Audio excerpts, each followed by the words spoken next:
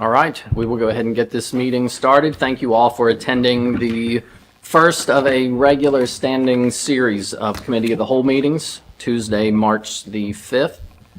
We will go ahead and get started down the agenda. And the first item on here is council meeting procedures. So this is kind of, well, first of all, Committee of the Whole is more of an informal meeting compared to the regular council meeting. So we aren't going to have any votes because Committee of the Whole, we cannot vote on items. Pretty much free discussion on whatever the topics appearing on the agenda. With regard to the council meeting procedures, just some kind of basic things to review, not just with new members of council, but also some of the existing members of council. I will start within the standing rules, going through the order of the agenda. Up to the point, well, we'll start with minutes of the previous meeting. So generally, what we're looking for is the motion to approve the minutes. Typically, it is as if read, so that we don't have the clerk reading all of the minutes that are written there. And that's I think that's pretty cut and dry there. We don't want to receive and file the minutes. We want council to actually approve them because you are approving the noted minutes of the previous meeting or previous meetings.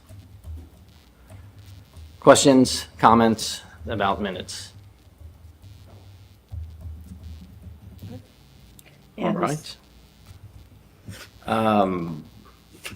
Special presentations, those are typically scheduled ahead of time through the mayor, through the safety service director. I think currently through July, NOAA has a department head scheduled for the last meeting of the month for a presentation, similar to what Mr. Gabbard did, I believe, last year, as well as Darren. So kind of presentations within the various departments of the city.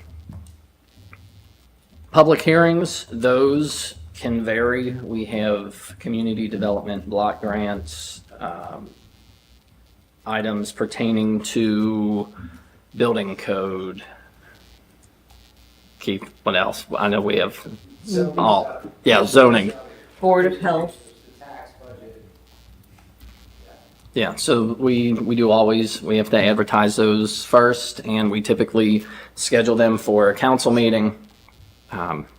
We just had one the previous meeting, so that kind of gives you an idea. We allow everybody to speak for the matter, speak against the matter, and once there is nothing left, no one else to step forward, then we go ahead and close that public hearing and move on to the rest of the agenda. Are those in, Mr. President? Oh, go ahead. Yes. Indefinite until there are comments that have stopped? I mean, if we had it lined out the door at 10 o'clock at night. I mean, if there are that many people to speak for or against, yeah, they are awarded that right and that opportunity to speak for and against it. I hope we never have that situation. Right. I watched a Cincinnati school board meeting that went on for over 3.5 hours. Yeah, I think I think sometimes that's just the. Well, but I've seen David Mann downtown just tell the public he doesn't want to listen to him anymore and adjourn the meeting and walked away during a public hearing. And I don't want to see that happen, but I also think I'm not too worried about something that's going to go 4+ hours. I think probably 5 minutes. for something like that, there could probably be some motion to like say, hey, could we reconvene at a different date? Because at a certain point, you either need a break or like it's getting so late that we need to get home. So yeah, I would want to make sure the public has the opportunity to be heard. But I think Correct. we need to have the discretion to say, we're adjourning until tomorrow. The public hearing will, will happen tomorrow night at the same time or something. And I'm not sure how that works with, as far as like a continuance for a public hearing. Is it from the initial date that it was announced? Or if we have a continuance, does that have to be advertised as well? I mean,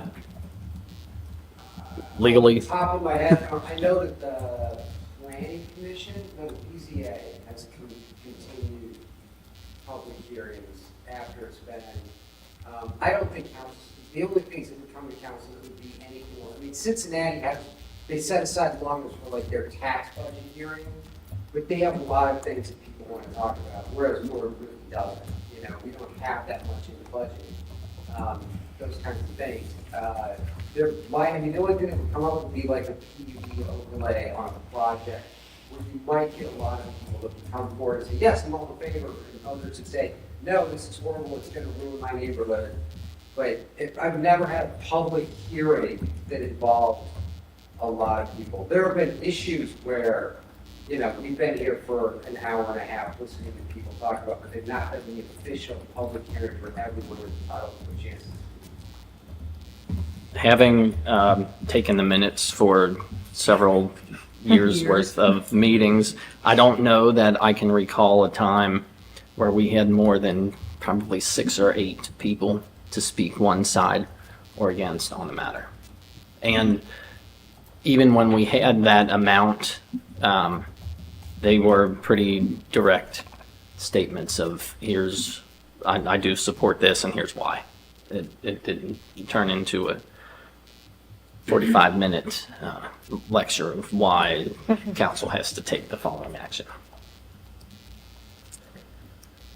Request to address council. One of the things that we did change with the rules, council rules this year, is placing matters or giving anyone who wants to address council on an agenda item. So if there's an ordinance or a communication, a resolution, whatever the case is, where they want to speak regarding an agenda item, they're actually given the opportunity to speak prior to council considering that, instead of everybody jumbled together.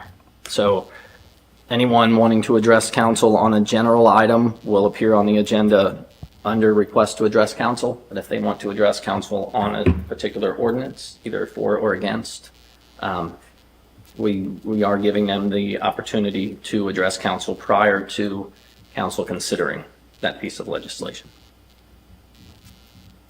Like on the third reading or just the first introduction of? At any Or any Any time. point. It's before council even hears a reading. So if it is ordinance to suspend or ordinance to change appropriations, prior to council voting to take any action, that individual will speak. Then once they've addressed council, then council will consider that ordinance. How will we know that that's what they want to speak on? On the form, it says, is this an agenda item? Thank you. Or is this regarding an item on the agenda? So they wouldn't speak at that time, at the address council? Correct. They would speak at. Correct. So I would hold on to that form. Perfect, thank you. And- That makes sense. And that way we don't have to awkwardly not answer them and then 20 minutes later finally get to So the how does ordinance. that, how does it work in terms of, because while we want to allow everyone an opportunity to speak, we don't want the public to overtake the proceedings. So how is that also limited to 5 That minutes? is, yes, all requests then- to address council are limited to that 5 minutes, whether it is prior to consideration of an ordinance or legislation or with the general. So if if someone wants to talk about, I don't know, talking about ice cream cones or whatever, and then I want more information about that, and I want to ask the law department about that, does that then keep their 5-minute clock open, or is their clock shut down? Does that make sense? I would imagine once they have addressed council, whether it was 2 minutes and 30 seconds or they're 5 minutes, or some people may go over by a few seconds, but I'm not going to call anybody out here tonight. We're not going to name any names.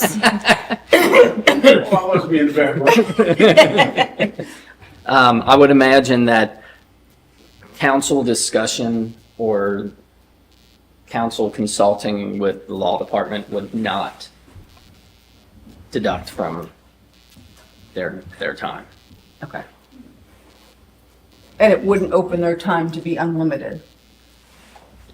No, but I mean, if you're If I ask, if you're asking, if the woman comes up and is asking about, are we gonna have strawberry ice cream cones? And I ask her a clarifying question, then that opens it up to unlimited for that individual, is that correct? at that point, the timer has stopped because they're no longer technically addressing council. It has turned into A discussion. discussion and engagement with council, correct? Which we Okay. have to do through you. Right, so we, Yes, so, and that's like, I want to ask, so do it through you, Correct. and then you direct. yes, Point of inquiry Yes. is what you would call to the president to stop the person speaking there. yes, So that's strawberry Or- ice cream. correct. Yes, is that with or without? Is that in a cup or a cone? Yeah. Thank you, Steve. I would like to vote yes for strawberry ice cream. Reports of standing committees. So this is basically, if you're the chair of the committee, you read the report verbatim, and at that point, once it is read, a member of council is going to make that motion to accept the committee report. So different from minutes. Minutes are approved. The committee reports are to accept. We get a motion, we get a second, any discussion? At that point, if you want to further elaborate on whatever was discussed in your committee, you can do it at that time. But the portion for delivering that report is literally just reading whatever has been documented on your report and any minutes that are attached as well. So that motion would then be to accept the committee report with the attached minutes or with enclosed minutes. So the minutes are separate from what you have noted on, somewhere I had it. We can still say C minutes, correct? Yes, or minutes attached, something along those lines. Thank you. Referencing within the report that there are minutes to accompany the report that was being accepted. Perfect. Questions, reports? All right. Next, it's just the third, second, and introductory readings of resolutions and ordinances, and the kind of the difference between suspending the rules and declaring an emergency. So ordinances where they already have declare an emergency and declare an emergency, there's no need to state to declare an emergency. It's already included in the ordinance. But to have the three readings in one meeting, that does require council suspending the rules to have all of the three readings of that ordinance or resolution. And that also requires a 2/3 vote, so 6 out of 7 to suspend the rules. Otherwise, if either we do not have enough people here or we have more than 2 people not supporting suspending the rules and having all 3 readings, and that is a piece of legislation that is time sensitive, that then moves into calling special meetings with consecutive dates, meeting that 24-hour minimum notification. We would have the first reading at that council meeting, probably the second reading Thursday, and the third reading on Friday, unless there are enough people at the Thursday meeting to have the second and third readings. Yes. On the topic of declaring an emergency and expediting the process, as you all know, I'm very new, and some of the feedback I've gotten through the campaign and just in the last 2 months, and even I didn't understand why there was constantly a state of emergency in Norwood, from watching meetings. Are we doing that too much, or is it just because I don't understand from a limited amount of experience? I will defer I kind of want to. I'm gonna let legal Can I speak on the answer? legalities. Okay, let me go to the microphone so for the people at home. So the rules were set up long ago when the idea was people couldn't watch the meetings live. They didn't have internet. There might be stuff in it, but the idea was that we're going to publish the agenda in the newspaper and the people will know, but they won't necessarily know what the law is. So the idea was you pass this, they pass something, and then you advertise it in a local paper twice. And so people now know that this is the law. And so the law does not go into effect. Council passes it, the mayor signs it. It doesn't go into effect for another 30 days. And that's why. That was the basic reason. That's the logic behind it when the system was set up. When you add an emergency clause, what that means that the ordinance becomes effective as soon as you pass it and as soon as it's passed and signed. You don't have to wait that 30 days.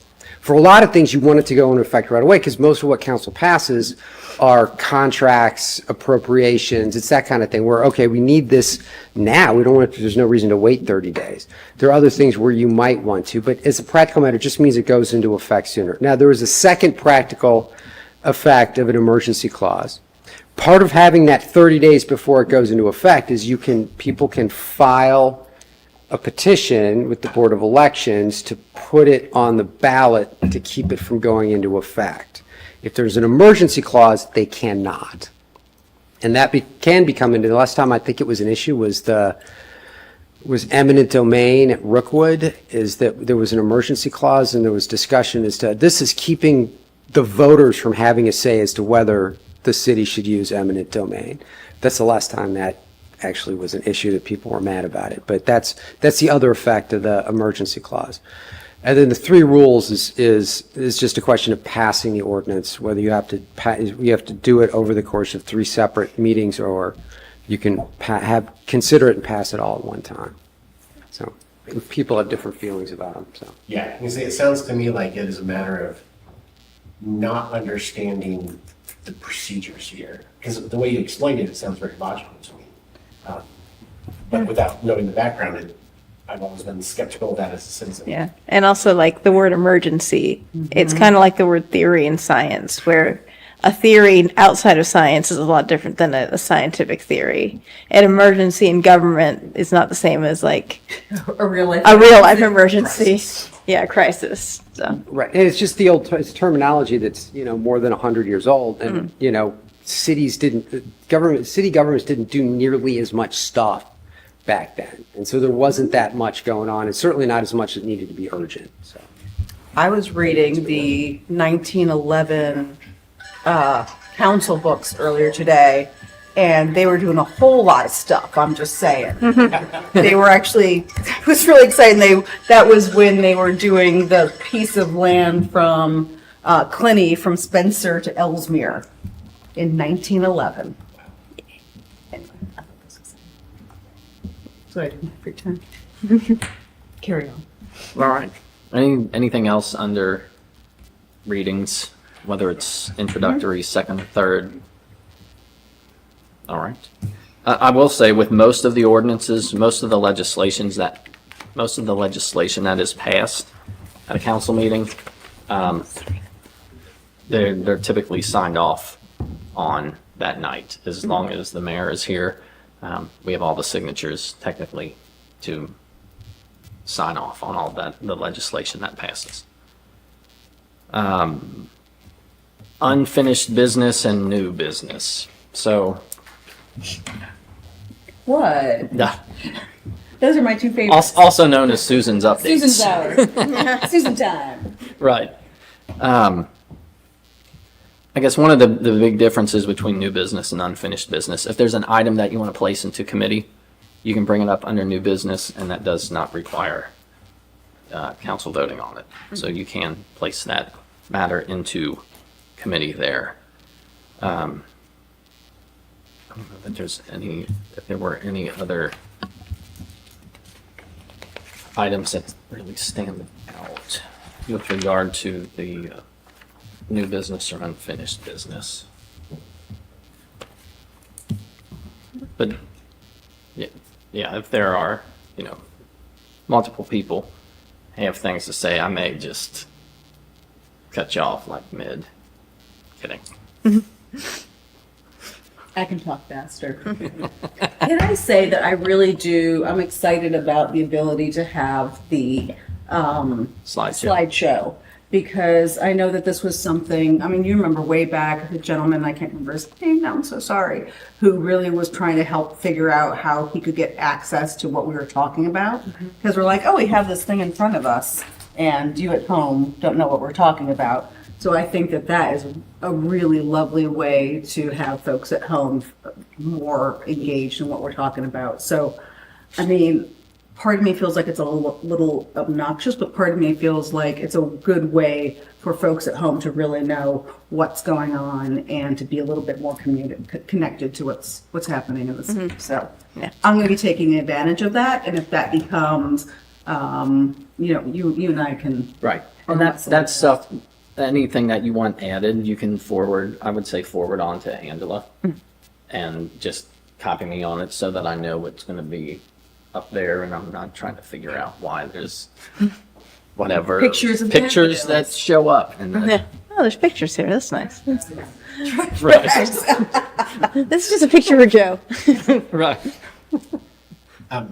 Does that, when it's on that screen, does that show up in the YouTube feed? Yes, it's on it's their screen. Correct. Steve? I'm 99% sure. Steve? He's far away He said now. correct. He says, He says correct. okay. Yes. On that note, I have had a couple of constituents ask about trying to figure out how to explain some things to them when we are moving so quickly. And I think it's a little bit tricky because, for instance, the other night we had 4 CRAs or 3 CRAs and a removal of a CRA. And, I had read through those in committee, and so I was ready to move through. And I don't want to slow down our meetings unproductively, but I do think there are citizens who are interested in staying abreast of things. But I think we're moving quickly for expediting purposes. So, yeah, expeditiously. So I'm trying to figure out if I know an ordinance well enough to be able to give like a 140 character quick synopsis right before during the discussion part of the meeting. Anyways, that's just something I've heard from constituents that they would like a little more context. But at the same time, I don't want to grind our meetings to a halt. Right. Well, and that's all stuff, once we have the first and the second to the motion, you can throw that, like with the CRAs. You could have thrown that out there during the discussion of the initial one, kind of explaining, here's where these came from, here's what they're going to do. Yeah, I think it would be good to just have a brief summation of what this actually does, either verbally or written down somewhere. And I would suggest, especially in the instances of the CRAs, if folks come to you and ask you about those later, the committee meetings are also available. They're also recorded, so if they want to get more in depth, go check out that committee meeting. That's going to have the nitty gritty of the CRA. That's going to be able to answer more questions. Because we want things to be understandable and we want things to be accessible, but we also do have rules that we have to follow. And there's it's a balancing act for sure. Do folks see at home the sheet that says why the resolution or ordinance is up? Steve? I don't think they do. No, I don't I don't think they do that either. Because that would have to be part of like a slideshow, which possibly. If anyone were to request the I mean, we could just packet of read the that ordinance. piece of it. Exactly, I mean, I think because that's a pretty good. They should have that cover sheet. Jeff Burton brought this because of yada, yada, yada. Yeah, and we're requesting emergency clause because Because of of, such, yeah. yeah. Yeah, so it might be a good way to kind of there's already a summary here for most things. If they're on the sunshine list, they get the entire packet with all that information, correct? I don't believe the entire They don't get packet. the is- They don't get the is packet, agenda, just the They agenda. could request it if there's this is on the agenda. Which people have done. Yeah. They usually, they'll send that email to council@norwoodohio.gov and they can request either an ordinance or the entire package, and they'll send it back out. And packets usually go out on Friday with the meeting on Tuesday, so there's typically enough time to respond back and send whatever it is that was requested. Communications, Oh, I'm sorry, Oh. one more thing about new old business. of course, no, kidding. What time do you want those slides by? And do you want them all at once, or can I send them as I think of them? Ideally, so here's what I'll Answer wisely, Joe. here's what I'm Yes, gonna throw out think there. for a moment. I will throw out there the same thing that the clerk's office and kind of the law department have out there for everyone is Friday afternoon, Friday Friday at morning. noon? Friday morning. For the law department. That's pretty tight. That's right. Because we got to draft it. The clerk of council's office needs everything by Friday. Yeah, Friday morning. So I would say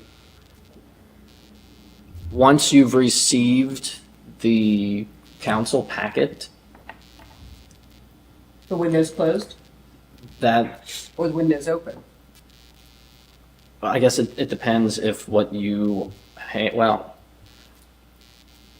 I would say ideally that would be the deadline. Because that That's way, window closed. I'm, that way Whatever you the clerk's pick. office is able to have everything together by end of business Friday for the council meeting on Tuesday, instead of Monday and Tuesday scrambling to Yeah. update the that's PowerPoint. beyond fair. All right. It is fair. Okay. But I'm gonna, when the deadline is when it's gonna happen, I'm just saying. Yeah.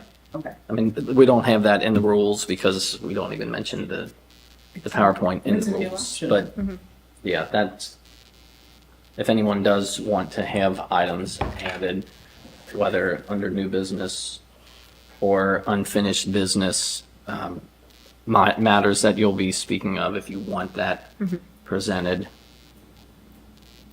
Friday, you'd say Friday is the deadline for that. I'm assuming the PowerPoint is not an official meeting minute document kind of thing. It is not I mean, it is public record. It is a city document, but no, there's nothing binding about whatever appears. And is that like somewhere in writing that, That what? I mean, I get what you're saying, it is a public record like any email I send. But, I don't know, I'm It's just. basically it is council's meeting agenda in the form of a PowerPoint. That's really all that it is. It So the is official agenda is what's read by the one that is posted and that is distributed out to everybody. That's the official agenda. But if I send something to Joe that's like new business, then that is part of council record. Yeah, So, whether it gets up on the slide or not. correct. Correct. I Because just have a pretty picture to go with it. yeah, we don't place on the agenda, there are no bullets listed under unfinished business or new business because those are talking points. But if a member of council wants to submit exhibits or slides while they're discussing items, that's fine. You're welcome. Anything else under new or unfinished? Okay. Communications. Those are letters that we receive in the mail. Individuals will mail letters to City Hall. They will drop off letters to City Hall. There are sometimes emails that are sent out to all of council. And then let's see what else. Appointments to boards and committees when the mayor is notifying council of who is being appointed or requesting, kind of sharing his nomination and requesting council's approval for that, because it depends on the board if council approval is required or not. Liquor licenses. So many Yes. questions, I'm sorry. What committees, or, I'm sorry, what boards does the mayor oversee that council would have to vote on? So it's not the tree board, and it's not Is this, I don't remember. Mr. Moore? There's some, but I don't. Tree board, art board, BZA? No. Yes. I don't remember which ones the council has to approve. You know, there's the tax incentive review committee. There's, Never heard of that. they do, if you have a dispute about your earnings tax, file, it's a tax, there's an appeals board for that. There's the planning commission, the zoning board, whatever recreational you want. There's a lot, there seems to be a lot of them. Civil service. Civil service, But do any of those, council have any, yes, but I don't remember which ones. But I think, is it maybe we got rid of that. I don't remember. okay. The answer is yes and no. Because I know that there was communication in the last month regarding a board appointment that we didn't, it was just a receive and file. It wasn't a vote on or. Yeah, there were, well, I think even last year, there were, I think it was last year, all the tree board letters. Yeah, yeah. The tree and art boards are the only boards I remember voting on. Did we vote on those? When we had to It like, was to receive and file and approve we had the, to. Receive and file and approve. Okay, you're right. Yeah. But those were the only two boards I remember us having to. Okay. you're welcome. I think that covers the communications. Any questions under communications as far as what falls under? For the most part, those are to receive and file. So, and in some instances, there's a second part to the motion. So receive and file, like with liquor licenses, receive and file and with no objections, or receive and file and request a hearing at the county seat. With the committees or boards, receive and file and approve the appointment. So for the most part, communications are you're gonna have to, the initial motion is gonna be that receive and file, and then there may be another portion added on, depending on what action is requested. Receive and file and enter executive session for the purposes of, those are all in communications as well. Excuse absent members, that one's pretty self-explanatory. Adjournment, Can we have a chat about that real quick? sure. So a question that I have, and I think we've chatted about this, but I have not looked into it. I would love for us to have a process and I think that we're all, this is not a slam against any individual, but I'd like to have like a policy because I know the time that I had to miss that I knew well ahead of time. And so I let Mr. Miracle know and President Miracle know. But I would love for us to have a process because like I know Miss Royce isn't here because she has an ill animal. I would like us to have a better way of communicating so we know why people are absent and not in a way you're not allowed to be home with your sick partner, but are you home with your sick partner or are you just like, I'm not feeling like it today? So I guess I just would like for a more formal policy about who we contact and then how are the other council members notified? Does that make sense? We discussed this a little bit after the last, just Susan and I discussed this a little bit, that there's no real clear expectation aside from you should be at meetings, but there's no clear X amount of absences feels okay to everyone, or absences because of vacations or illness are one thing, but absences, there is no real expectation set aside from you should attend, which is obvious. But I would appreciate a clearer expectation in terms of what people deem acceptable absences and what are Of how we handle them. Yeah, I have never been in a situation where I've only had to excuse the one absence this past council meeting, and we knew why Mr. Braden wasn't here. There was discussion about it. But in general, I'm not trying to pass judgment on anyone or their priorities or, you know, where they are, but I would appreciate a little more clarity on that. Well, I think just as a legislative body, it could be the difference between being able to suspend the rules and have all 3 readings at a meeting versus having to schedule emergency meetings because you can only do 1 reading on that night. And I believe it was last year. I think it was last.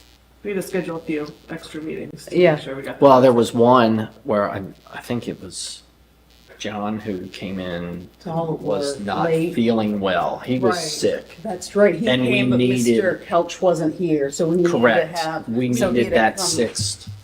Drag his. There's no official policy on it. I mean, I've done that before where I'm like, I don't feel good, but it's like, well, we need you here or we're gonna have to schedule 2 more meetings this week. There's no official policy, but it's like, we usually check in of like, hey, what's the status of tonight, XYZ, and like, oh, we need, I love that. I'm not sure that that's accurate, that everyone checks in. no, I'm just saying this, Yeah. there's no policy, but I was like, this is, That's what you do. yeah, yeah. But in like in instances of tonight, Susan knew that Alexis wasn't going to be here. I knew Alexis' pet was sick, but didn't know she was going to be here. But there's no like clear form of communication, you know what I mean? So that if I weren't feeling well, I would advise everyone who's not feeling well to stay home. But how would I know my attendance is going to make or break quorum? Because I don't know who else is planning to attend. I'm not, y'all. I don't just come to council meetings so that we have quorum. Don't worry. But if it's an illness situation or something like that, you know, it would be nice to clarify. Yeah. Or like in an instance where you're getting back from a trip and you could get here, but you're also like just getting back home. Or your flight Where is you're coming delayed. directly from the airport and Yeah. you left your luggage there. Yeah. But like, I have a trip in 2 weeks and I changed it so I can be here on Tuesday. And I think that that's what we do. Yeah. But so I would just like for there to be a policy in place. I There's a agree. question I had at our last meeting, you know, when Mr. Braden wasn't here. We had heard, you know, he had a family illness, and I personally think he should have done what he did, but Absolutely. I had to vote on the spot to excuse it, and in my head, I was like, what is the definition of excuse? You know, Right. like, and And you maybe know, that's what I have. Maybe that's what I want more clarification on. Is like, is there a set of guidelines of what we see as excused? Is it up to personal interpretation because that feels vague? I don't. Just more clarity on that whole situation.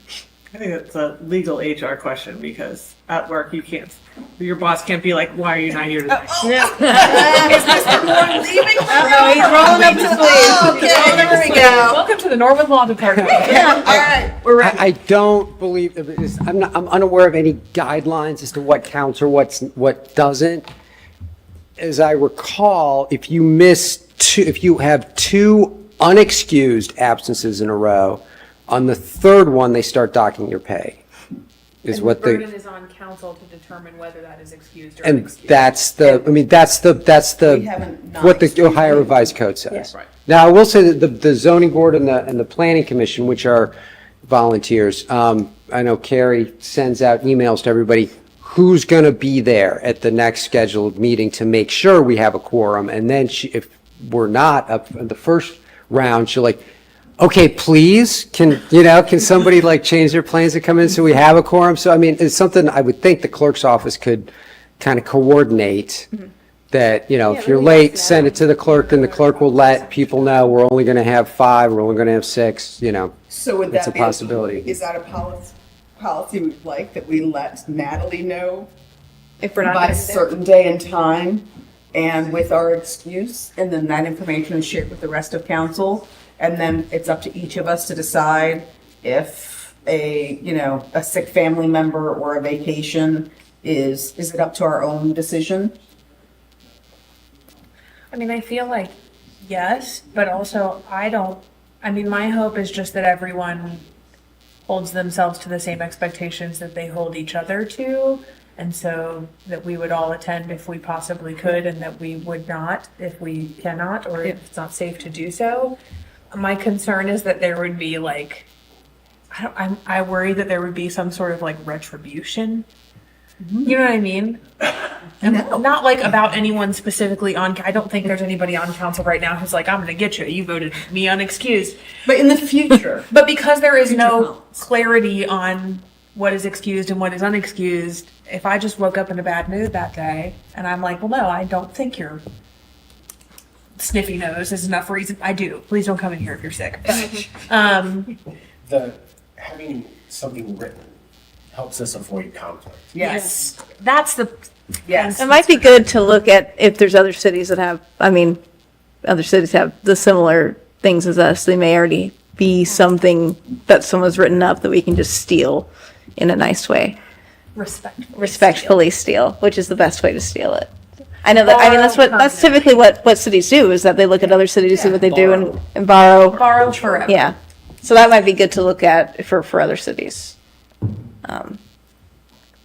'Cause I don't know if we have previous councils' standing rules or going back how far. There was nothing in any standing rule like that. Okay.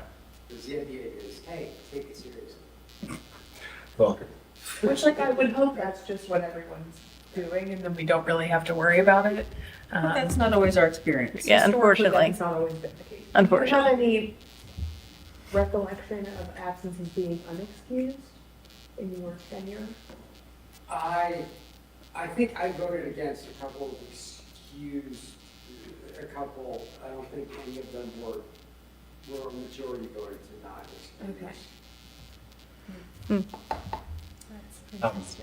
is this something, for the sake of productivity, we could pawn off on the Law and Ordinance Committee and ask them to, Ooh, especially since Miss Royce is not here. and I'm on the committee, we haven't met yet. We are currently scheduling a meeting via text. Oh, Yeah. Just I'm me on and- that committee, I'm not going. It's just me and Alexis. It's my schedule and it's a pain. I'm sorry. That's true, we don't want to have too many texts. Yeah. It's just me. But yeah, that might be good for them to look into. I mean, that seems like a perfectly reasonable thing to like, hey, can you see if there's somewhere else that has already done this? Yeah, the committee could benchmark, maybe come up with a recommendation that Yeah. we could bring to council and Yeah. That would be something that could be discussed under I will pass that on to the chair of the Law and Ordinance Committee. new business at Yep. the next council meeting. Yep. I'm looking at City of Cincinnati right now, I'm not seeing anything except just show up. Thanks. Hey, show up. Cincinnati Super City helpful. Council, their full-time jobs, Yeah. That's true, that is their a goal. little different. Right. They might have an attendance So, yeah. policy put in place. So I guess the final thing is adjournment.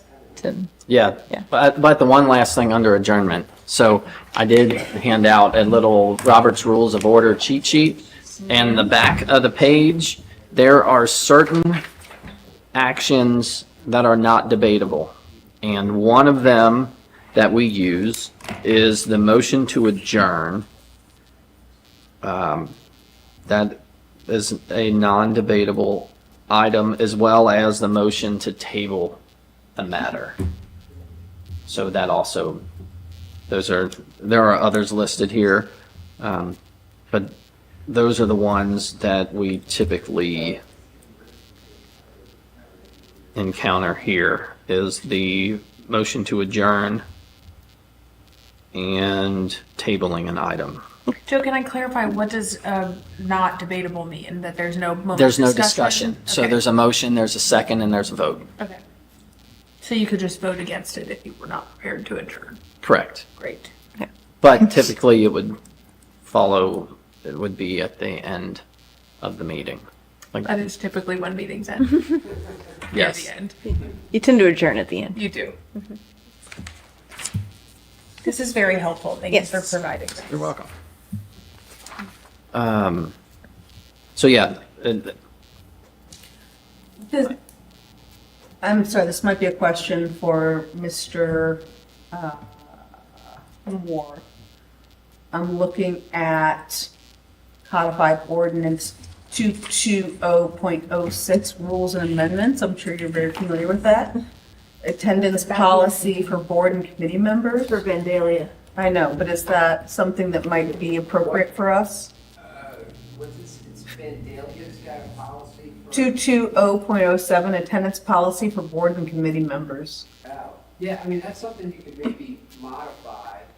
We might want to have one like that for the city as a whole, for the members of various boards and commissions that we have. Yeah, I mean, that might, okay. I'm not. That's who- I'll copy that and send it over to Ms. Royce. Yes. What was the number of that? 220.07, attendance policy for board and committee members. If you Google 220.07 Vandalia ordinances, it comes up. So the American Legal Publishing, all the Nice stuff. Anyway, All right. Let's see, some of the other things. So that covers the agenda. I already mentioned kind of the three big things. Minutes is to approve as if read. Committee reports, the motion is to accept. And any communications, it's to receive and file. And then whatever, if there's any additional action that needs to be taken.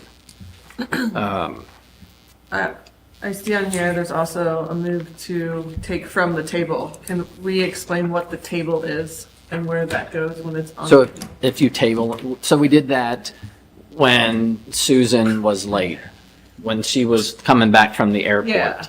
So we tabled that Oh, ordinance it's just kind of. until, Okay, and then we untabled it, I believe was the motion. just want to make sure it's not, doesn't go into the abyss where you.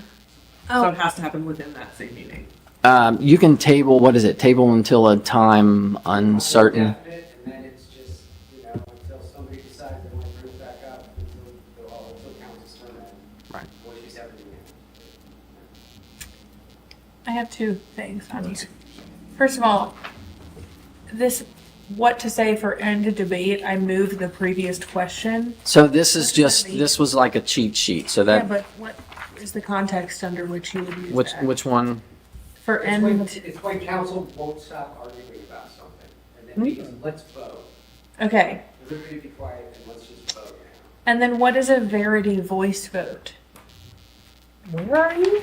On the back, near the bottom, Verity voice vote with count, and what to say is I call for a division. Yeah, Oh. that's beyond the scope of council's. Yeah, and, Okay. and that has all no's across the board, and it also says no vote under votes needed, so I'm not sure if we would utilize that, but I can, Do we have Look it to up. refer back to something that's been tabled? Like if my flight never landed, and so I didn't come, somebody, the motion would have had to, be dealt with before the end of the meeting? someone would have had to remove that from, untable that That in meeting, order to put it back onto the agenda for to the be next voted. meeting, or Anytime. no? You'd have to. Mr. Moore said that it's, as long as we're on council, it's there, but if we leave, then it's gone. Okay. Floating in the ether. It's your, during your meeting, council can change the, you can add something to the agenda, you can take it off. At a regular council meeting, not a special one, but at a regular council meeting, so you can, that ordinance we didn't do anything with 6 months ago, I'd like to add that, and you can talk about it. The tabling is like, we're gonna put this aside for now. And we'll bring it back later. You can table it from time to time, or you can say, I'd like to table this until the next meeting, or you can say, I'd like to make a motion to table this until the last item on the agenda. Thank you. Which is what I think we did Correct. That when time. we were running behind. So in that situation, we would have had to untable it and then Yes. retable it for a later date. If you want to. Okay. I believe the motion at that time was to amend, or to table that ordinance until Mrs. Hoover arrived at the Yeah. council I chambers. think so. So that could have been next month. Could have been 2 weeks from now. Who knows? Let's see, other items. Oh, just remembering to raise your hand to be called on yes. and waiting to be acknowledged. Do you need like a bunch of tennis balls or something to like? Right. Steve's got I need control like the a little. mic. I need a little light. Yes. A little. I push my button, my light comes on, like Jeopardy, a clicker. And then a buzzer, like a shocker. Oh God. And there goes Joe. Franzen, dirt and. The power. Come on, we can't give them that power. It'd be horrible. But that goes during discussion of ordinances, any presentations, and I believe that is outlined somewhere within the rules, that prior to questioning a peer or questioning someone with any of the department heads or any other person present at the meeting, you do have to wait to be called upon to throw your question or your comment out there.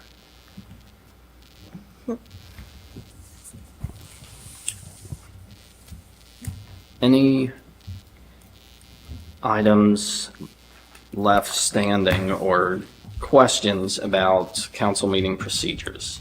Does that clarify or simplify some things? Not that I'm saying, our next meeting is going to be Perfect. 38 minutes and we're going to get. Could be. All right. Moving on to the next item. Master plan for the city. Oh, All right, so I have somebody who has been very patiently waiting about master planning stuff. So All right. I don't know, Otto, if you wanted to come up and say hi. So last year, Otto contacted me. He had been doing a master plan for Elmwood Place, another, independent city in Hamilton County. So he was like, "Hey, is Norwood thinking about a master plan?" And I said, "Can we get back to you on that?" And now here we are. So Here we are. yeah. Thank you, Ms. Franzen, for inviting me to speak. Council, I'm Otto Weaver, resident of Ward 4, and I have a degree in urban planning from University of Cincinnati, something I've never used professionally per se, but you would be amazed how often people need urban planning skills. It's just kind of one of those things. My day job, I'm a stationary engineer, work at a utility plant, make power, electricity, steam, hot water. It's fun. It's my true calling, so to speak. But I like to serve in my communities, which I dwell in. I lived in Elmwood Place for several years. I was elected to council, so congratulations, you new people. You don't know what's coming up yet. But no, it's great to serve, and I have that bug. I moved out of Elmwood, so I had to resign my council spot, but I stayed on as chair of their Community Improvement Corporation. And that is the vehicle in which Elmwood Place started their master planning ideas. Elmwood Place, very small village, statistically the poorest place in Hamilton County. So we didn't have much so far as resources to go, but we were able to fund, I left them with a very detailed framework for the residents and council and whoever else involved to fill in to craft their master plan. And they also received some help from various organizations, Hamilton County Planning and such, some nonprofits in the area. There's a lot of resources available. But basically, we could fund the Elmwood Place Master Plan through the Community Improvement Corporation because we got properties with back taxes. The village acquired them through the Hamilton County process. My group sold those properties, and budgeting, if we went for zero budget, with budgeting you can kind of do anything, I guess what I'm trying to say. So we also raised some funds by auctioning off surplus equipment from the village. I did that for the University of Cincinnati for many years. What happens to university junk? There's a lot of it. It gets sold. And the budget folks can make that money flow, whatever happens. But anyway, back to master plans. Oh, Otto, palindrome, forward and backwards. Palindrome. Right. Thank you. For those at home, we kind of try to keep things educational. Auto is palindrome. So basically a comprehensive plan, also known as a master plan. I'll use those terms interchangeably, but it's the same thing. It's a plan. It's a roadmap for the future. It sets goals, policies, and actions so we know how to get to where we want to go. It involves taking a stock of the current state of things and the future aspirations, and you should identify where you are, where you want to go, and how to get from A to B. Personally, to me, it represents a strong commitment to the stakeholders, whether that be business owners, residents, people that just work here, people that enjoy services that are located here. But most practically, the master plan opens up avenues to get funding from the state or the county, wherever these sources pop up. As y'all know and will get to know, when money comes down the pike for projects from the bigger institutions, it's usually very specific on what you can and can't do with it. So the idea of a master plan, or I guess comprehensive, is that you've covered all these little nooks and crannies, at least to an extent where money coming down the pike can fit. So once a plan's created, adopted by the governing body, it's on the record. So when you go to apply for these grants kind of things, like we already have a place for this money. We've approved it, in the past. So we're looking for the future. Extremely good argument and makes you more competitive in the grant kind of thing. In addition to just showing people that you have an idea for the future. So comprehensive plans are comprehensive, and it takes a while, but like all big projects, you start chipping away at it. They typically look at community visions and goals, land use, zoning, economic development, housing stocks, the different neighborhoods, transportation, infrastructure, parks, rec, sustainability, all that. And within all that, where you are now, where you want to go, and the places in between that. Finally get to implementation and adoption ideas. That's once you have something pretty concrete, council can approve it, but it doesn't mean it stops there. You can also add to it. Emily's been very kind. We've chit-chatted here and there about things that the village is doing. When a nonprofit might step out with a plan, you can add that to your master plan.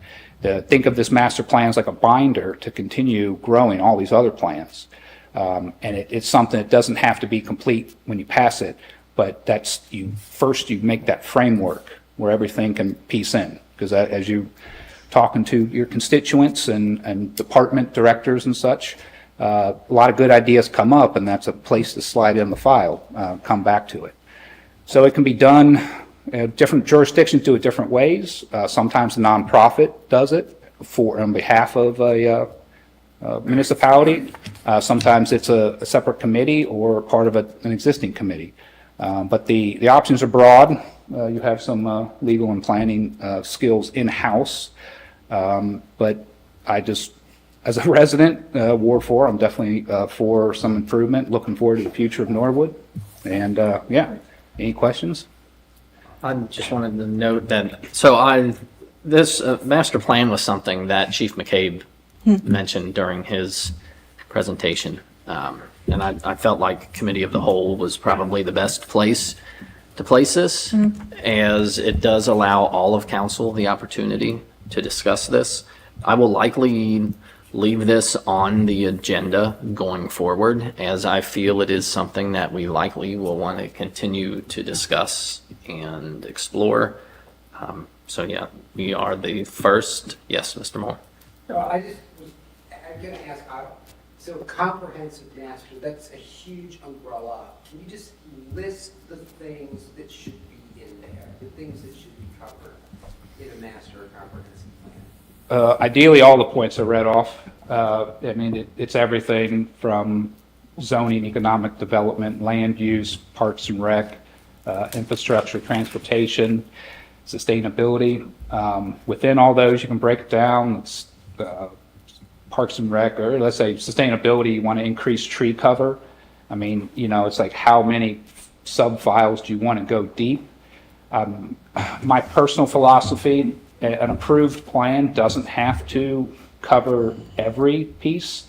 You look at a city of Chicago, they might have a master plan that's 600 pages long.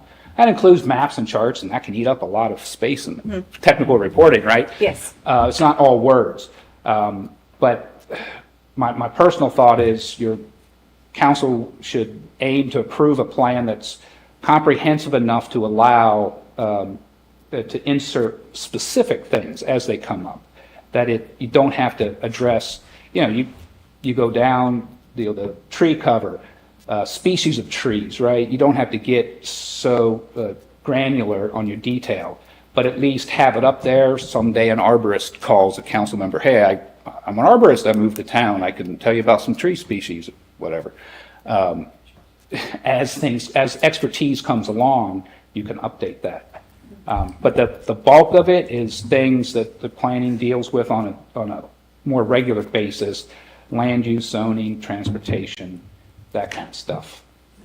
But I guess ideally the assessment comes from community input, stakeholder input. Don't forget about the businesses, even city employees are a good resource. A lot of those folks have been around for a while. They know what's broken. They know what used to work. They kind of have a good idea about the nuts and bolts.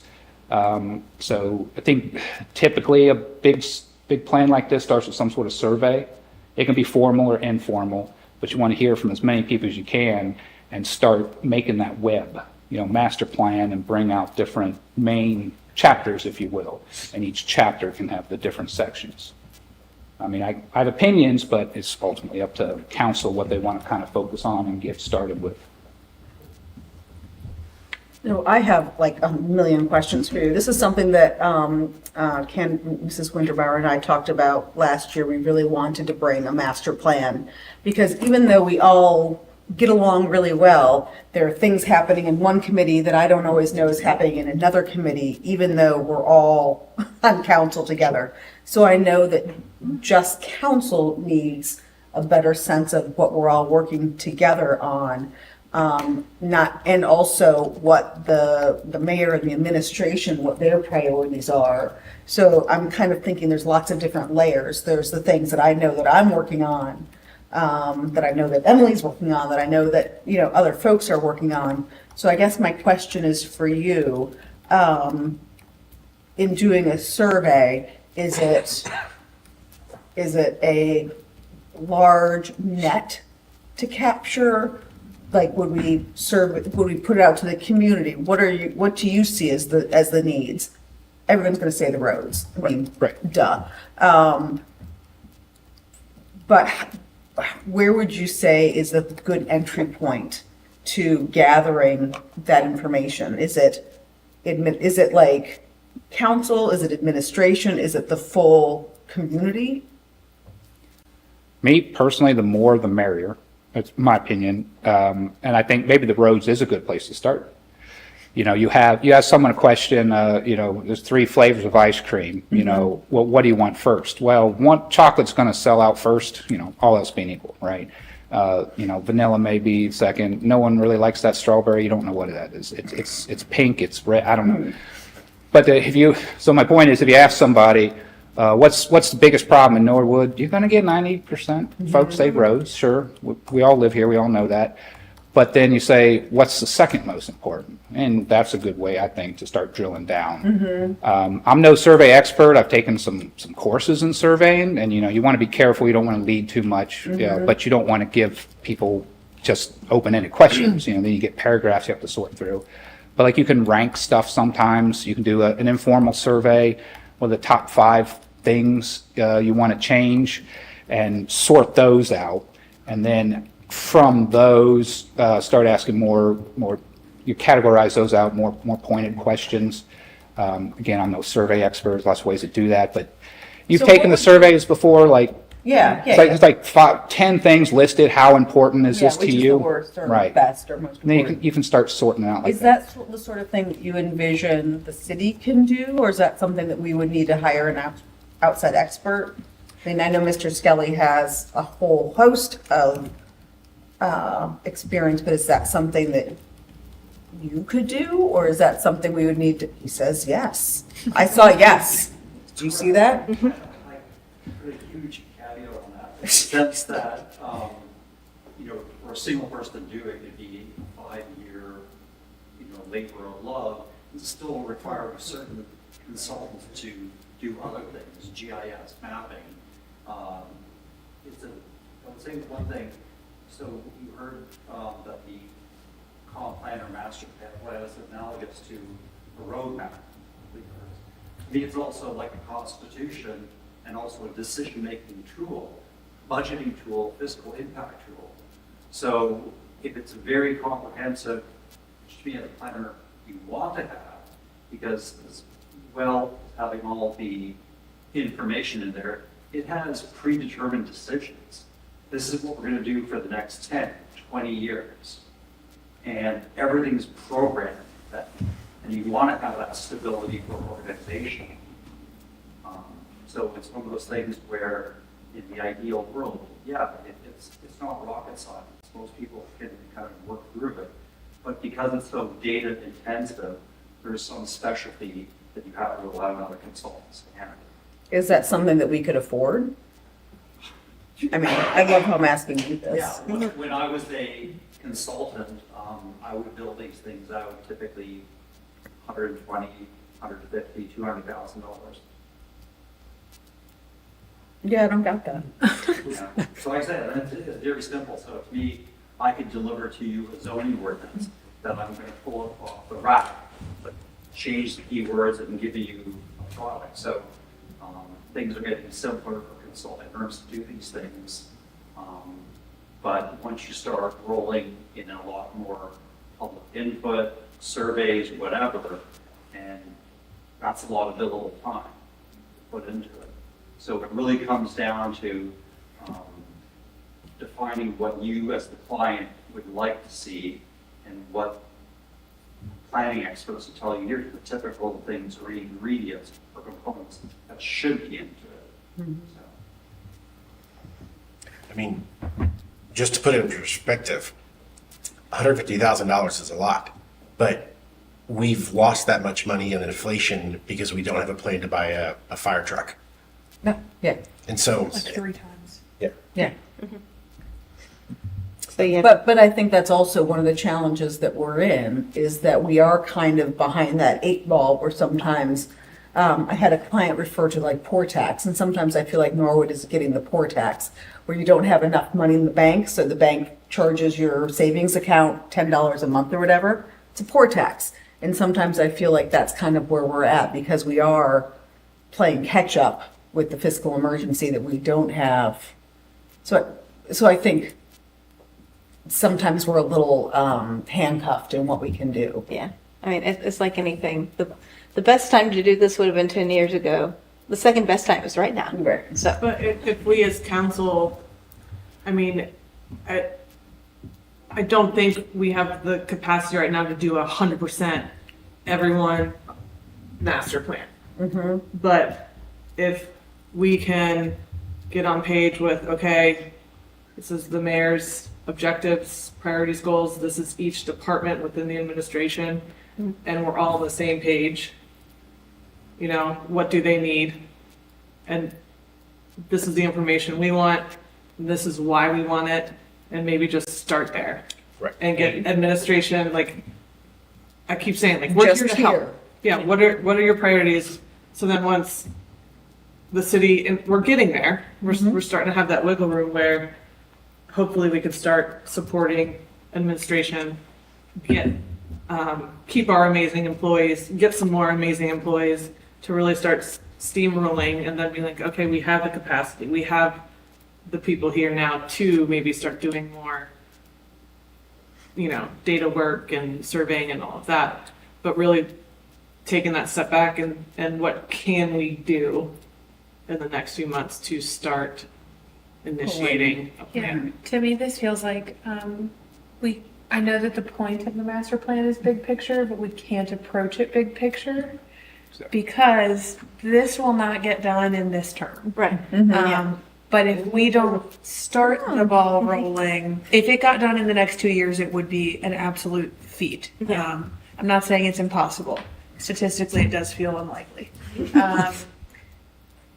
But I think this is when we at least take the first chunk of it. We at least get the ball rolling. We at least start the momentum that's needed. And I would love to progress with that as much as we can. I also feel, absolutely all due respect to everyone on the committee, not a single one of us is qualified to build this document. Oh, no. So getting to a point where we at least have a framework to hand over to a nonprofit or to professionals or to urban planners or people who are qualified to flesh this out completely, I think it is our responsibility to start the ball rolling, and take it as absolutely far as we can.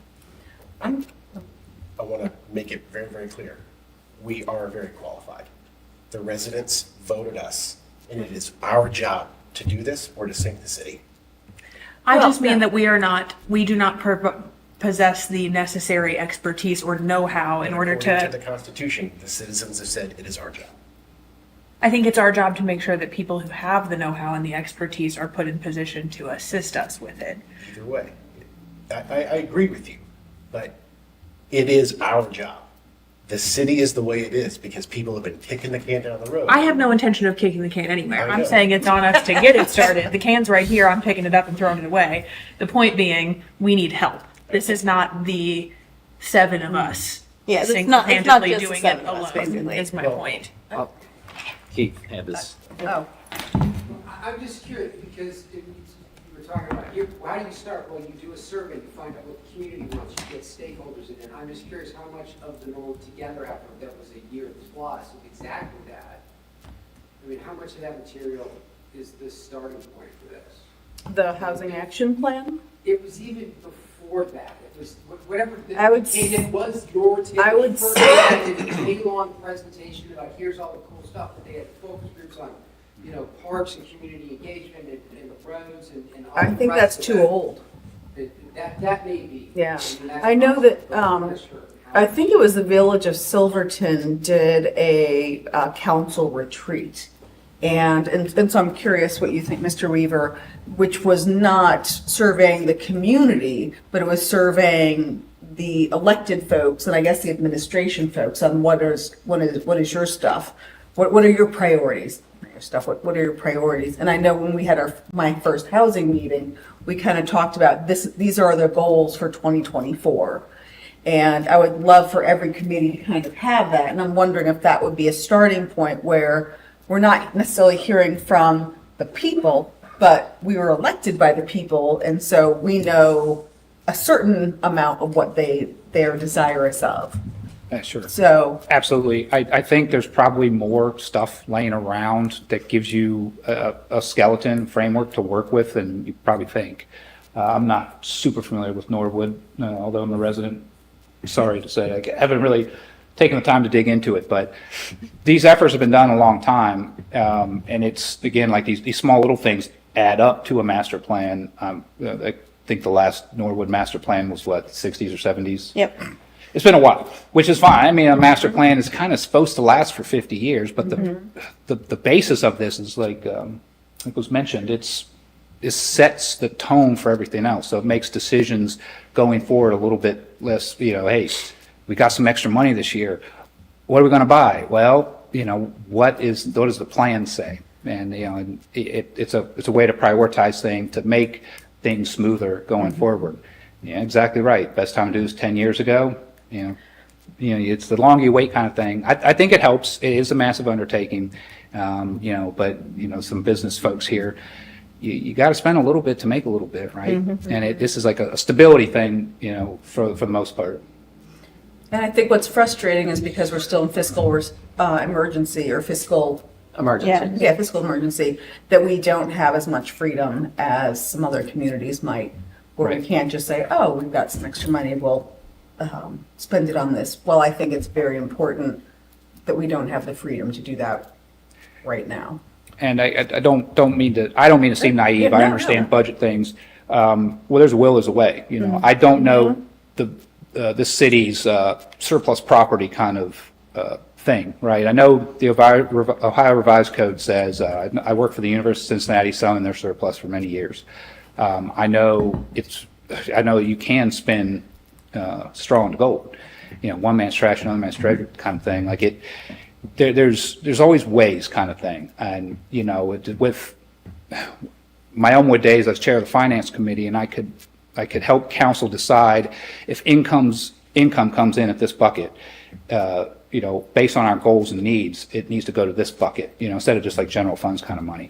And I'm not a finance expert, but I know like growing up, I spent my 20s pretty poor, but I learned personally how to live within that bubble. So, I hit my 30s, get, better jobs, more income. I didn't just go splurge, right? And a little bit of discipline, start figuring out, well, when this extra thing comes up, what kind of investment does that need to go towards? And I, as a former council member in a very poor area, yeah, everybody needs a fire truck all the time. It's just one of those things, and they're very expensive pieces of equipment. You know, you got to plan for that just like anything else. But like I use a lot of puns, I'm sorry, but you're putting out fires all day long, right? This is kind of like the roadmap to put out the fires before they start, kind of thing. It is a lot of work. You've got one volunteer. I mean, I'll do what I can, kind of thing. Like I said, We have your phone number. you know how many professionals Elmwood had on staff? You know, it is a staff of like one full-time person. Look, granted, it's a village, it's small, but you know, we kind of pull together, kind of thing. I think there's probably a lot more resources out in the city than we know of. But to me, the difficult part is finding someone to kind of wrangle all the cats. You know, someone to keep everybody focused, keep on task. And me personally, I think the rest kind of falls into place. I have GIS, I know how to use it. Like cages? Yeah. ArcGIS. CAGIS is like the database Yeah. of information that the county keeps. It's very robust, I must say. Yeah, I've used it quite a bit. Yeah.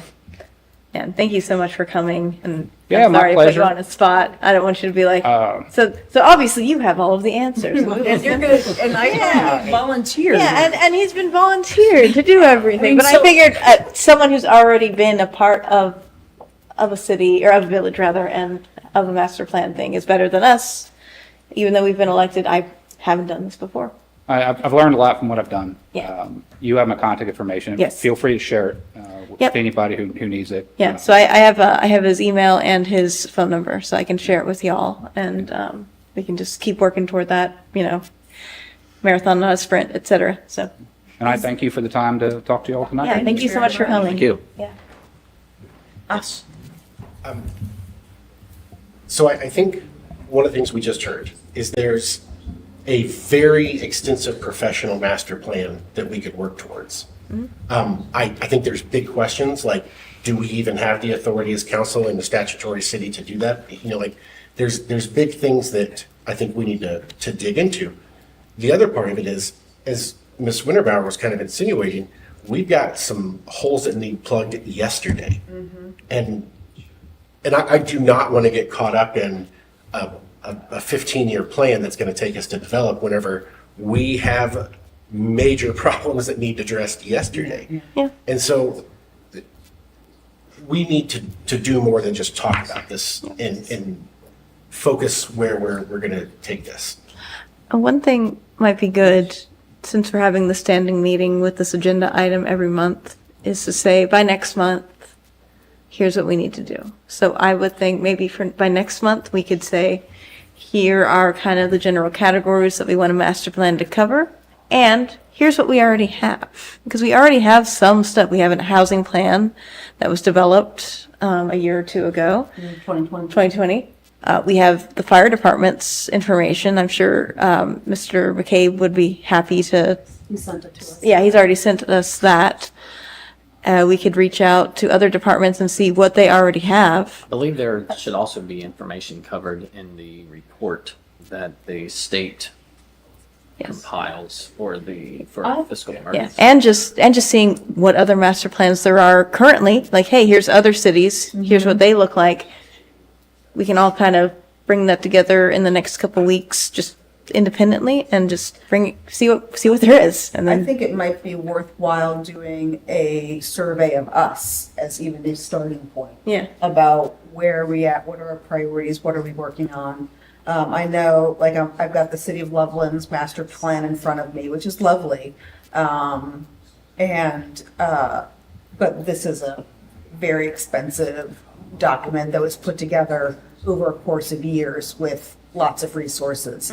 So, not that we can't do this, but like, I'm looking for where do we bite the cookie? Where do we start? I think we need action items. Yeah. We need tangible, achievable action items for. So Yeah. I'm thinking a good place to start would be what are each committee's things that they're working on? I think it's a great way to start, as well as what are each council person's priorities and agendas as a place to start. Not Right. that that's the Well, end and of I think discussion. we would probably even have to expand that to include the law director and the auditor and the Yeah. treasurer and the mayor. Yeah. Within that mayor's umbrella, everything that falls under safety services. Because those are all items that, Yeah. I don't agree to start with. Where I do you mean, want to start? I think there's wisdom in that, but this is council. We need to come up with our decision. That's what council's job is. Then we can talk to the other people, and that's the way it needs to be, but we need to come up with our plan first. And one of my concerns, we're a small town. People don't like to throw other people under the bus. But Mr. Miracle had 23 purchase orders for $3.5 million that were completely untagged, sitting on somebody's desk. That should not happen. And I don't know how you all or Mr. Thompson sat here and didn't know that. And I don't point the finger at you.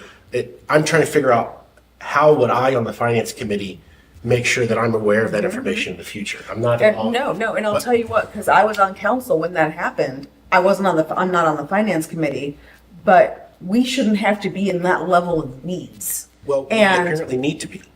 Well, I understand. respectfully, we can't be. I can't work any more hours and be that level of micromanaging. So, like I don't think that's sustainable. So, I just want to throw that out there because I can't do that. I can't ask to see every single bill in every single department. So I think collecting information. We need to collect information to gather what goals we want as council. And so that's like why the department heads have been coming in, is collecting information from them. Tell us what your priorities are. You've got a 10-year budget, great. What are your weaknesses? But I think we need to collect information to make goals as council to be like, okay, and that's from different departments and all that. But we are not the manager. That's, Something that we're we did legislative. I agree. the most recent, when the Council for New Urbanism was here, is they had every focus group that they had come in did like a, what are we doing really great? What could we work on better? And what are our, so they did like a strengths, weaknesses, opportunities. Maybe an assessment like that of each committee that they do internally would give us kind of a good jumping off point. I feel like knowing where our opportunities lie helps us know where our goals should be.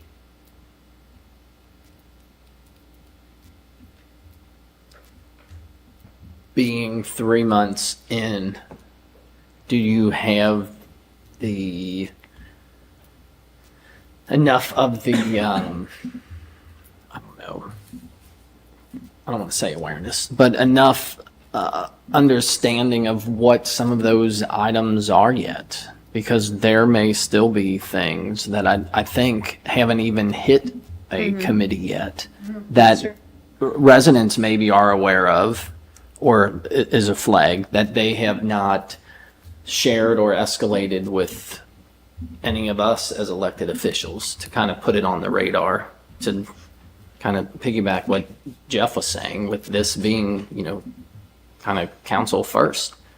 And as representatives of those, not just those who elected us, but everybody in the city, getting an understanding of what those things really are that they see as the items to throw out there. Yes. I would say the most helpful thing that's been my light bulb is under the finance committee, Mr. Miracle has been attending those meetings and giving us that information. That's why I don't think that was happening in the previous council. So I don't know how I would have known that if I was here before. Again, I'm not throwing anybody on the bus, but Mr. Miracle, I think, is doing a fantastic job right now, hitting the ground running. And I think if it wasn't for him, I wouldn't know some of this stuff. I mean, we're paying late fees to the water department of Cincinnati because we can't figure out how to get the check there on time. And thousands of dollars. thousands of dollars. We were. Yeah. Or It has been corrected, and we're moving forward. And Mr. Miracle. So that's in the past. But how do we Yes, it's prevent that unfortunate. from happening? if So that's we why were to we're have- working on the policies and procedures. He has the accounting report procedures that he's going to be presenting to us on how that will not and will not happen in the future. And I think there's the ability for us to hold space. I think these are two separate things that we're talking about right now. And I think we can do both of those things in tandem. I think there's a way for us to keep more emergent, immediate needs and large issues like that that have been happening. I think there's a way for us to maintain those as a priority and keep the bigger picture in mind and work on starting this master plan. I don't think it's one or the other. I think we don't need to put all current emergent issues to the side in order to solely focus on this. We have the ability to do both, and we should be doing both. I think that we have the responsibility to do both. Yeah.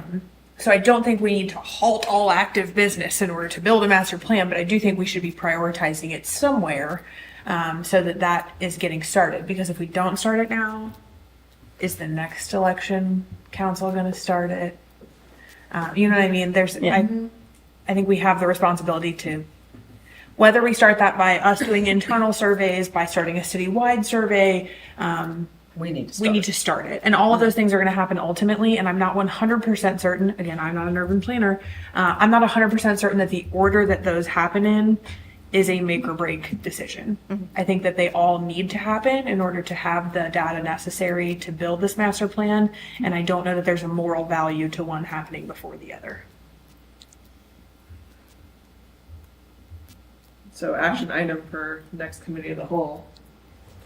I just sent you a couple emails with the Silverton and the Loveland master plans, but I'm gonna try to find, I think I might have given it to Mr. Miracle.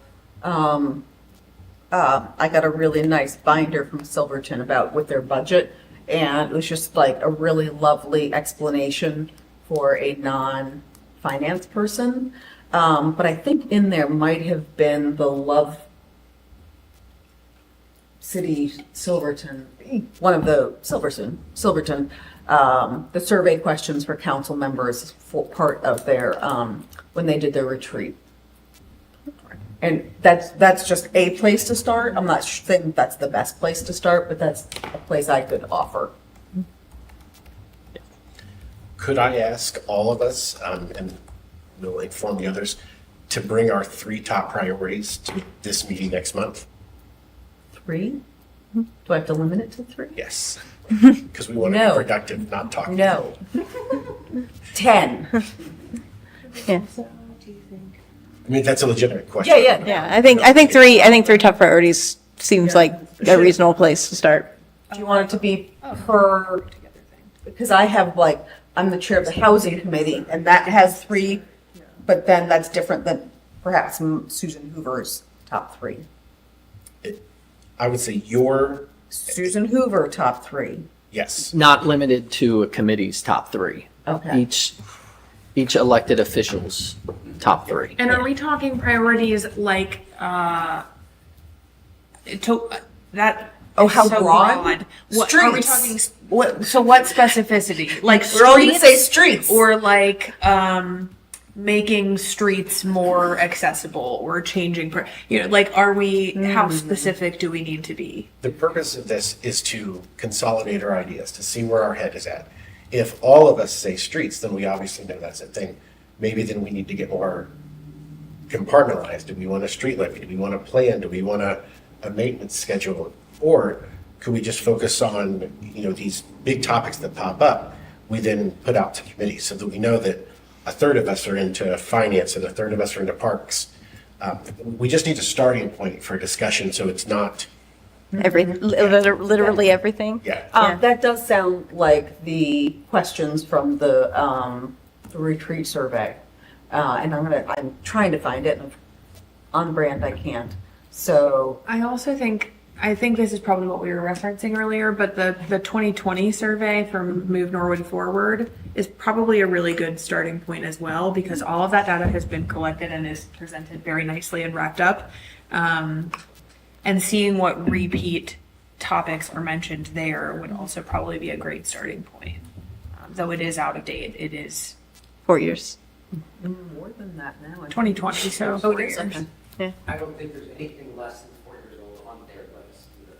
So if you go back On who, I'm sorry, 20 years. on No, whose 10 list? years or 20 years, on the, whatever data collection has been done, whether it was the housing survey in the 2000s, or it was the, community building second sweep through, or Norwood Together, or whatever it is, I'm gonna guess there's almost nothing on there that isn't on every single one going over the last 20 years. It's the same stuff. We want better stuff for the park, we want better streets, we want more activities for the kids, we want, that's I think, my guess would be that those priorities are gonna be about the same.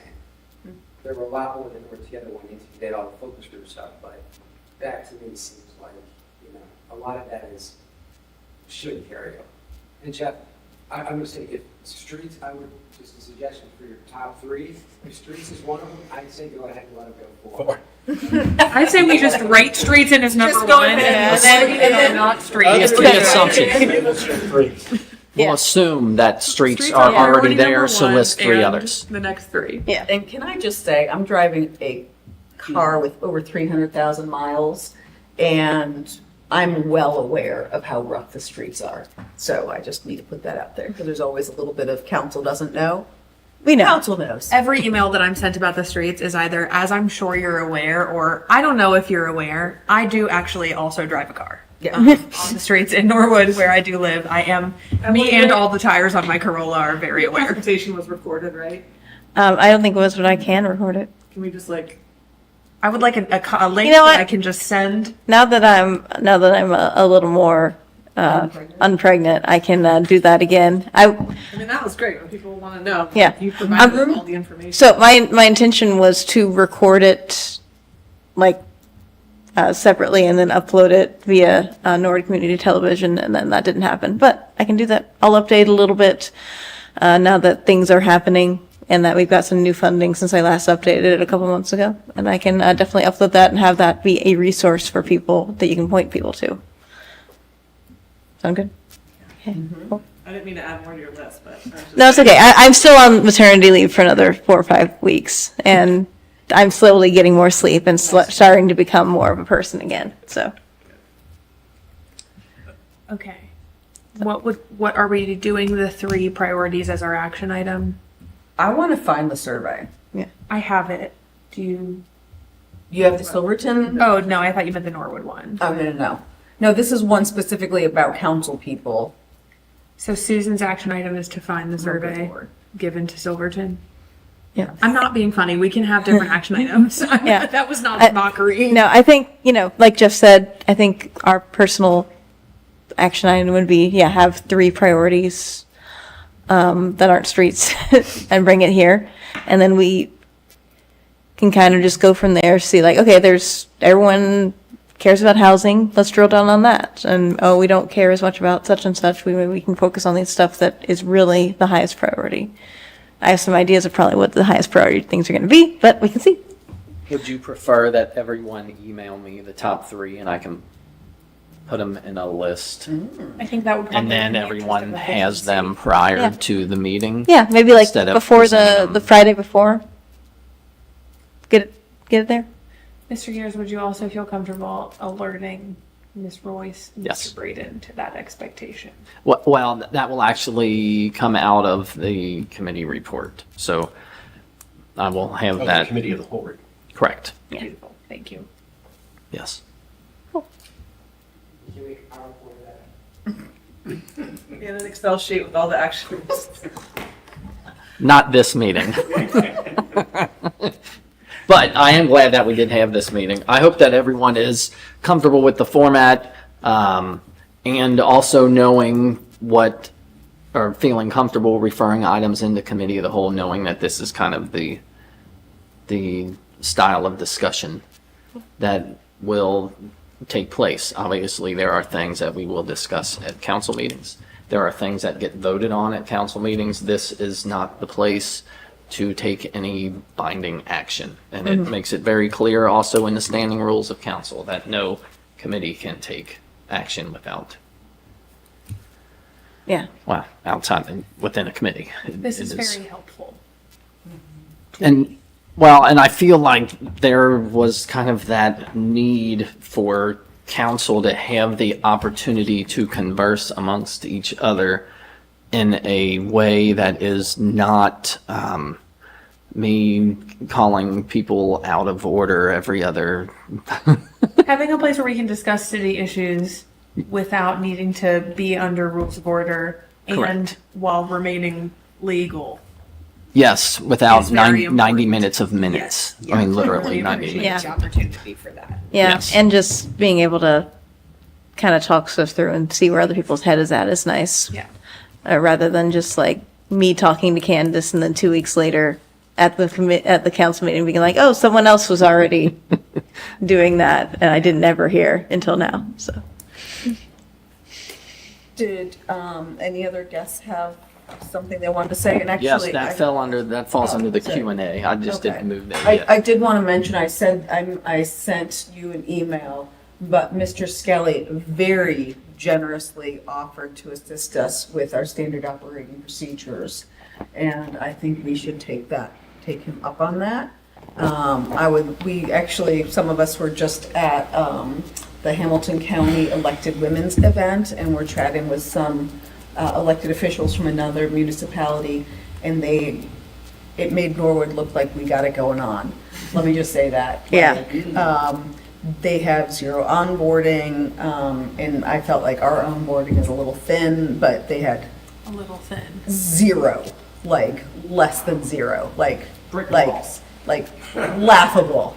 So we're better than some, but we do need. I really would love us to have like a Standard operating procedures for city council. for city council To clarify. in terms of onboarding, in terms of Which onboarding has been my little pet project. well, can we connect you with Mr. Skelly? Yes, please. And the two of you can sit in a room together and work on that. It doesn't sound like fun to me, but It doesn't sound like fun to me at all, but you know what's less fun? Starting on city council and being given absolutely no onboarding. Been there, done that. Pretty unfun too. that's part of the challenge. I love a challenge. I also love efficiency, and I also love setting people up for success. So I would love for us to work on doing that Lame. for future council people. I would love for people who want to get engaged to have as easy a time doing it as possible. And that would also be another item that you could bring up at the next council meeting under new business if you wanted to drop that into committee of the whole. Oh, I will be doing that. You want to pencil that into the agenda, or should I send you an email? I cannot because Because we can't do any formal business right now. Bingo. Great. Oh, so that needs to happen at a council meeting, that you're gonna put that in the committee of the whole. So that's actually a good question. I just Can want to we- put it on the agenda for Right. the council meeting. For the council meeting or for the committee of the whole? I want to put it on the agenda that I'm going to speak under new business in order to introduce an Oh. item to the committee of the You don't whole. have to, we don't put that. You just throw it out under Oh, new great. business. We don't. I'll raise my hand after Susan. yeah. Maybe before. Maybe before. Maybe do before, We'll because see. you know, I'm just gonna,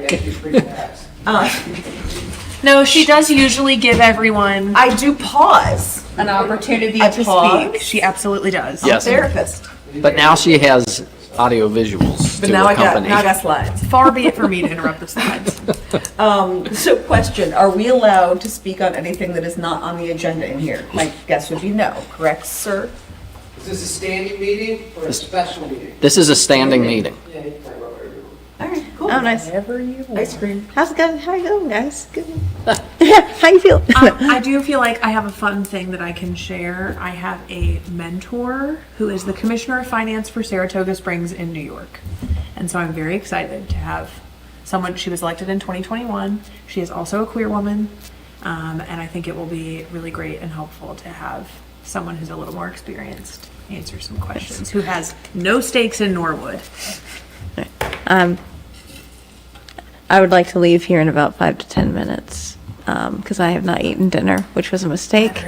But I did want to mention that I apologize for bringing this up again, but I am going to introduce something to allow alcohol in Victory Park, but I'm going to differentiate the memorial part from the reservable area.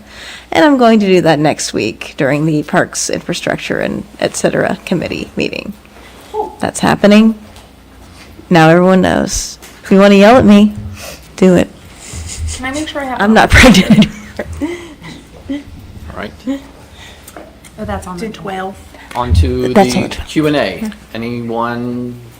I'm just going to real quick because I want to respect her. She's got to get home and eat. I just want to say that I can't wait for the next council meeting.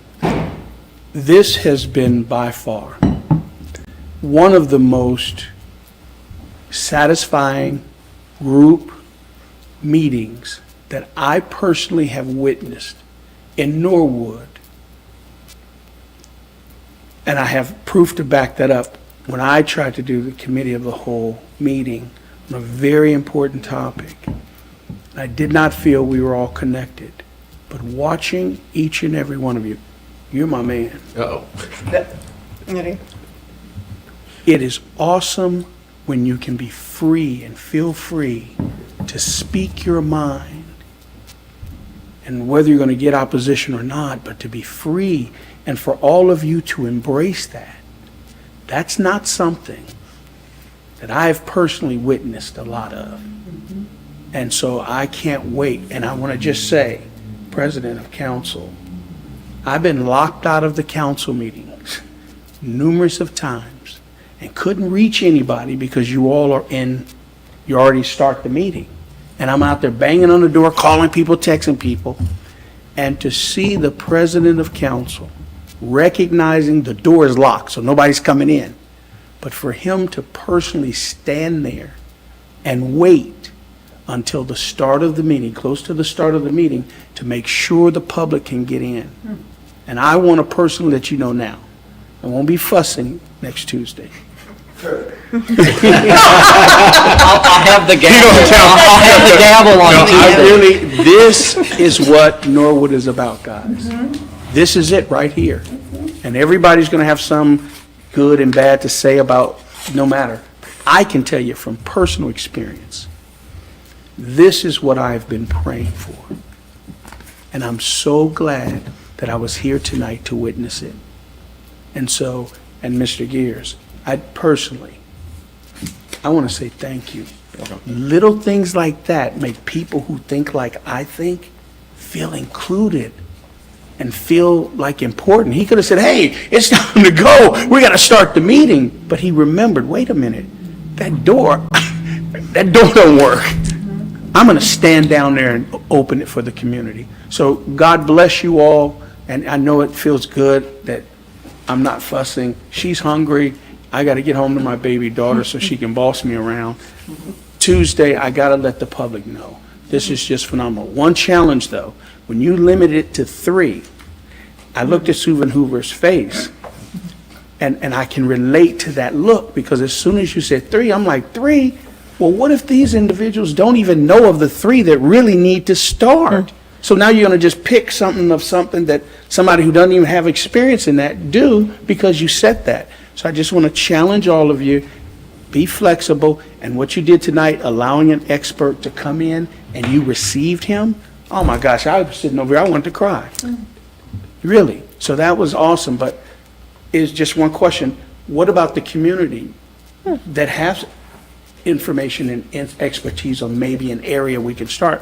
Because that 2020 survey, guess what, did not include me. Didn't include me then. So there are a lot of voices that weren't included. And I'm not talking bad on Norwood Together, but what I'm saying is the protocols that we've used up to now didn't reach people like me, didn't reach people like him.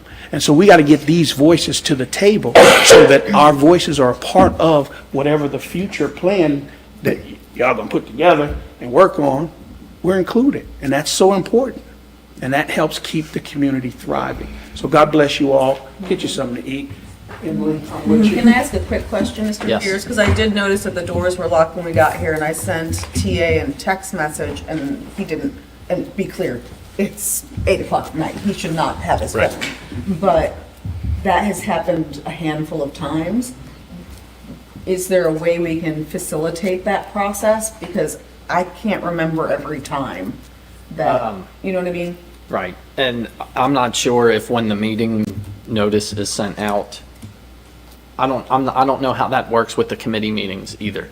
If the doors are unlocked during committee meetings, or if you have to use your key fob to get in. My understanding is that once we do the agenda, that gets sent out to TA and to Norwood Television, And so that's why Steve just always magically appears. I'm not sure, my assumption was it also goes to Norcom. I and believe they're that's- included in the sunshine. I can say that when we had our meeting here on President's Day, That feels different, though. Yeah. Oh, to your point, the doors were unlocked. And that was a holiday where the building would typically have been locked anyway. And I was sent an email that said that the building would be open. So maybe we need that confirmation, the building will be open for your meeting. because who would that go to? The president of council or the committee person or the? It may have gone to the chair, so maybe in That's this what I mean, case the it would chair. have gone to the president. Because I don't think, I've never received that message. I don't, well, yeah, I don't know that I'm, But usually the door is open. and it could have just been an oversight because it is not a council Tuesday night, or maybe it was at 7:30, but it was, It's supposed to be half it hour wasn't, before. it wasn't, correct. Yeah, But maybe it was at 7. knowing that council is on at 7:30, not that I'm saying it was missed, but if they assumed it's a Tuesday night meeting, Oh. it's at 7:30, and if can they you would have follow had up it, on that? Yeah. yeah. Thank you. Oh, Mama's fading. Sorry. I'll die. All right. I've already died. Any, Rip. anything else? Any other items? We have our action items. I will have the report available at the meeting Tuesday for everybody to sign. But yeah, it's basically, it's not going to be a lengthy report because we are keeping master plan for the city in committee. That will stay in committee. So it'll just be kind of highlighting some of the items that were discussed and action items that are expected of members of council before the next committee of the whole meeting. Awesome. If there is nothing else, Thank you. then we are good to go here. Thank you all for attending. Officially adjourned, Yes. gavel? Nope, No, no gavel. nope. It's I'm not so bringing it in. casual.